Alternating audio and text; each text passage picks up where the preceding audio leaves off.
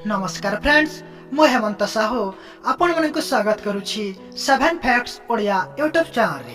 तो फ्रेंड्स, कौन आपण जानते कि गोटे एमिति जीव अछि जहार ओनली टंग रो वजन गोटे विशालकाय हाथी रो वजन ठु भी बेसी। आ गोटे एमिति जीव अछि जहाकू गोटे सिंगल पत्र डाइजेस्ट करने को मिनिमम 30 डेज लगी जाए। तो आसतु एमिति 7टी इंटरेस्टिंग फैक्ट्स जीव मान विषय में जानिबा। आ आशा करे भी ए वीडियो आपण मैंने बहुत किसी नुआ नुआ कथा शिखा को पाइबे। जदि किसी भी शिखा को पाइबे तेबे वीडियोटी को निश्चित भाव लाइक करेंगे, चैनल को सब्सक्राइब करने को जमारो भूलिबे नहीं। So let's begin without wasting time. Fact number 1, बंधुगण कहा जाए जे अलसुआ दुख पाए। किसी काम बा कर्तव्य न कले पेट पोषिया भारी कष्टकर। आपण माने देखिथिबे आम समाज रे भी अनेक अलसुआ व्यक्ति रहंती।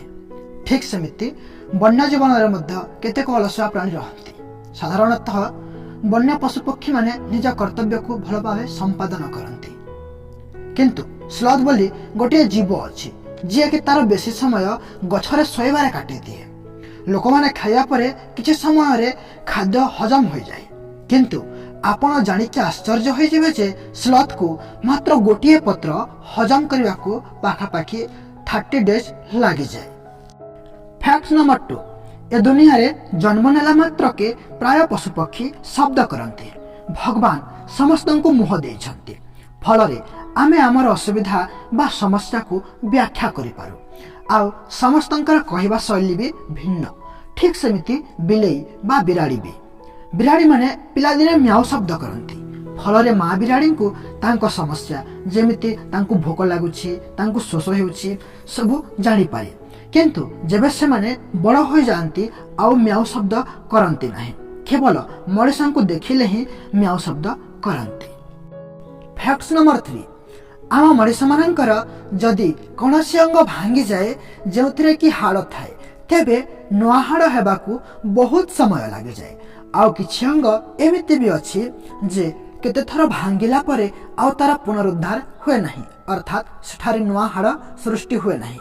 किंतु सालामांडर एकमात्र एमिति जीव जहार बोन बा हाड़ भांगिला परे ताहा रिकवर हो जाए।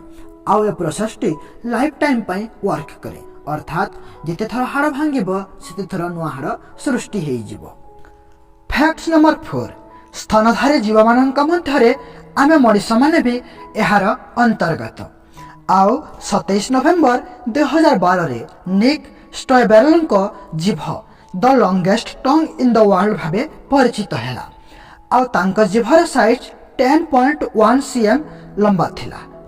आउ 10.1 सेंटीमीटर कहले आपण को आश्चर्य लागि पारे, किंतु दुनिया रे एमिति एक स्तनधारी जीव अछि जहार जीभर साइज 2 फीट अर्थात 60.96 सेंटीमीटर। आउ से जीव हैला जियांट एंटीएटर। फैक्ट नंबर 5, स्कॉर्पियन अर्थात बिछा।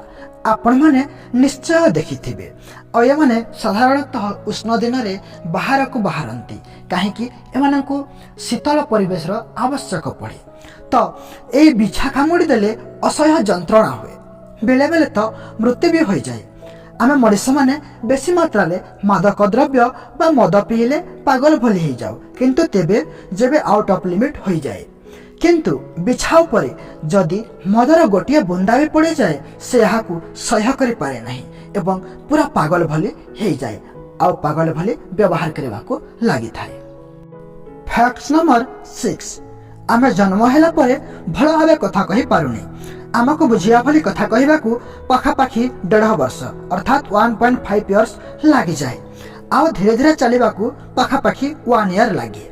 किंतु आपण जानिके आश्चर्य हेबे जे घोड़ार केस रे एमिति किछि हुए नाही। घोड़ा छुआ जन्म हैला मात्र के किछि घंटा परे चलिबा एवं दौड़िबा आरंभ करि दियंती। तो ए फैक्ट्स आपण जानिथिले कि नाही मते कमेंट बॉक्स रे कमेंट करिकि निश्चय जणांतु। फैक्ट्स नंबर 7, दर्शक बंधु एथर आमे आम शेष एवं सबुठु इंटरेस्टिंग फैक्ट्स आड़े को बढ़ेबा। आउ ए फैक्ट्स को जानिबा परे आपनका रिएक्शन किछि एमिति हेबो। Oh my God. तो ए अमेजिंग फैक्ट्स को जानिया पूर्व वीडियो को लाइक करेंगे, शेयर करेंगे and do not forget to subscribe our YouTube channel. तो फ्रेंड्स आपण माने एलिफेंट विषय रे जानिथिबे आउ देखिथिबे। एही जीव स्थल भागरे सबुठु बड़ जीव, किंतु जल भागरे एही जीव तुच्छ सदृश।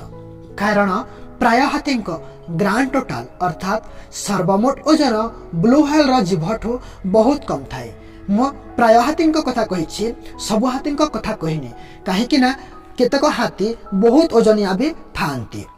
गोटे ब्लू व्हेल रो जीभर ओजन पाखापाखि 5400 पाउंड अर्थात 2449 किलोग्राम।